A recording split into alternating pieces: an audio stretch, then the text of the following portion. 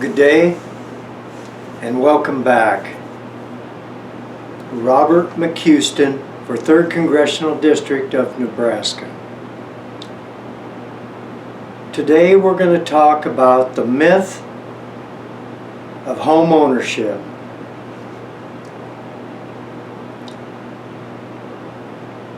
It used to be where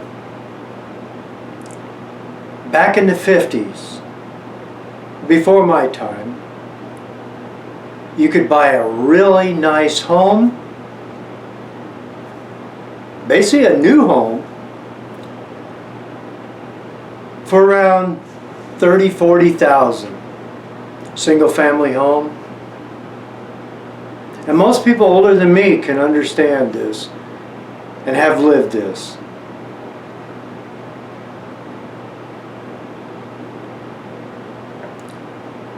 We today, and this goes back to the Federal Reserve System here in the United States,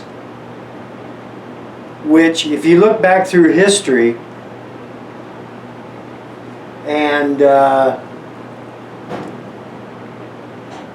when the Banking Act in 1913 was passed, the Federal Reserve System was created and made the public think that the banking system was just flawless. And prior to the banking system and the Federal Reserve being created, we had multiple bank failures, just unheard of today. But the reason they created the Federal Reserve System is because they convinced people, politicians and the public alike, that if we create the banking system and the Federal Reserve, there would be no more bank runs, no more bank failures, and all this kind of thing. Okay, back last year, what do we have? Silicon Valley Bank in California collapsed.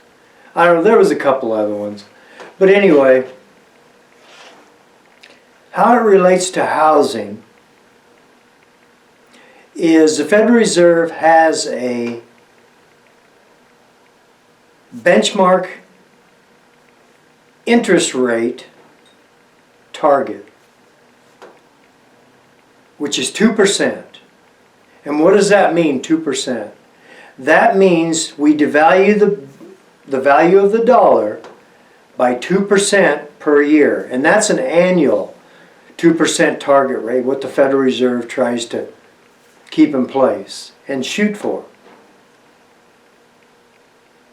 And why is that? Why do goods and services need to increase 2% per year for anybody? It does for the rich and the wealthy. It does. And I'm talking the banking system, the bankers, the Federal Reserve System, and the system as a whole of what they refer to GDP, Gross Domestic Product.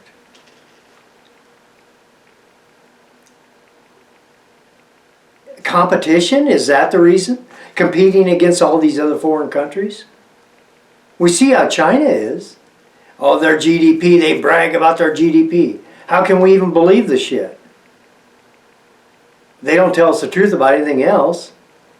Human rights violations and all that kind of thing. And China's supposed to be the big bad guy of this. But where does all of our goods come from today, as opposed to 40, 50 years ago? And all this bullshit about intellectual property right theft by China. Oh yeah, China, intellectual property right theft. They're stealing secrets from the United States. They are not stealing any secrets from the United States. Name one secret they stole from the United States. when you comment on my page. Corporations back in the 1970s, I was in my teens at the time, chose to leave the United States for cheaper labor. They go, oh boy, look at this. We're going to be able to move to China, pay the people over there because there's so many people over there, billions of people over there to hire that are competing among each other for a living wage of, say, whatever, $5 an hour is all they was paying them. $4 an hour in American dollars.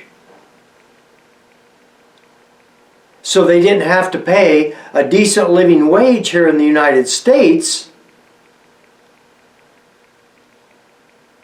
That's why they did that. That's why you see all these cities in the United States. Detroit, Youngstown, all these places, Pittsburgh, all these places, states and towns and cities, there's no jobs anymore.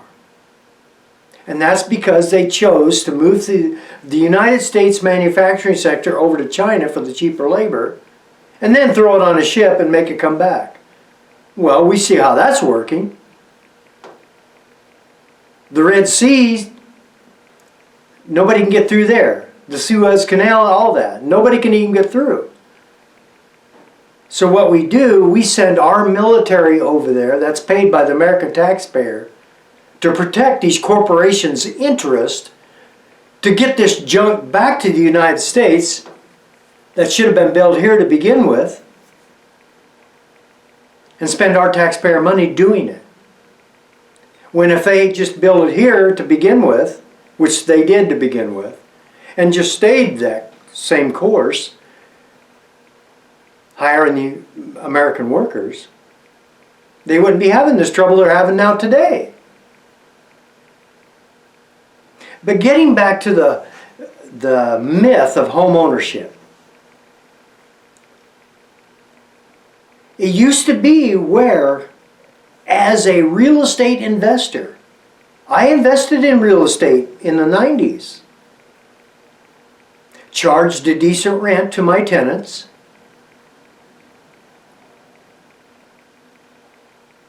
And could actually make money that way. And actually paid me and tax benefits of owning real estate and things like that.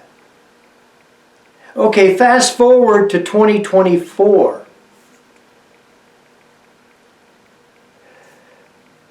After the COVID, which again is an economic reset. I title that as an economic reset. COVID. That's how I title that. Because we shut down everything, and then after that, and get this, unheard of, oil was trading below zero for a few months there, in them COVID months, because there was no demand for oil. Tell me this system isn't fixed. But anyway, home ownership after COVID, property taxes went up, insurance rates went up, property and casualty insurance for your home. And now the Fed has their hands in it, raising mortgage rates. Okay. Now, as a real estate investor, you can barely make any money off of real estate anymore. Because by the time you add the cost of property insurance, your property and casualty insurance, and your mortgage, you're having to charge an astronomical rent price for just your average people to rent a home. Not to mention the price of groceries, the price of auto fuel and all that kind of thing to actually hold a job, to be able to pay that rent. You know what? I want no part of owning any real estate any longer.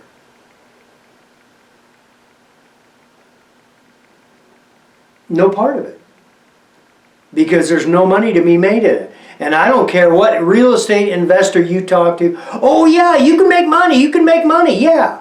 Paying $16, $17, $1,800 a month for rent, and that's cheap. That's here in Nebraska. Try to live in New York City and get by with that kind of rent. $1,800, $1,200 a month, yeah. And as far as these land prices, say for instance here in Nebraska, we have people moving from California, people from Illinois, people from any state on the East Coast or the West Coast, where they owned a home 30, 40 years ago, and it appreciated up to an astronomical value of, say, $1 million. Now what are they doing? In Illinois, and in California, and New York State, all these different kinds of states and cities, Texas, and I'm talking Fort Worth area, I'm talking Austin area, I'm talking different areas in Florida, where they continue to raise the prices of homes because these are popular destinations for people to move from and then move to a cheaper state like Nebraska to avoid paying any kind of astronomical taxes and property taxes and things like that. So they move here. Okay, now they're moving here with millions of dollars in their pockets. So the real estate agents out here, and I'm talking farm ground, they love these kind of people. They're laughing all the way to the bank, not knowing they're creating gentrification. Gentrification is where a very wealthy person, Bill Gates, Elon Musk, Mark Zuckerberg, anybody can buy anything they can ever create, ever want when it comes to land, especially Bill Gates. Competing against these farmers and ranchers here in Nebraska for 160 acres for a section of land that they're going to farm and use for their livelihood. If I get into Congress, that gentrification that's going on here in Nebraska, selling this land to China, anybody that's got deep pockets, these farmers and ranchers in Nebraska can't compete against that. All the while, the real estate agent, him or her, are laughing all the way to the bank with huge commissions off of those wealthy purchasers. So if I get elected to Congress, all these kind of things are going to get a light shed on them. Because we're going to do so much research on what is going on behind the scenes. And see, these are people that won't vote for me again. Is these big-time real estate companies that are committing these kinds of things. All the while, they're getting rich and rich and rich. Selling the land to people from California, selling the land from people from New York, from Illinois. That's got a lot of money. And not to mention China. So anyway, about home ownership, good luck with that. I'll stay on the sidelines because this real estate market is going to crash once again. And when it does, it's going to be a horrendous crash. And on a lighter note, I want to thank you again for watching and tuning in. And I like your comments. Anything you want me to research, I'll research it. And believe me, put me in Congress, see what happens.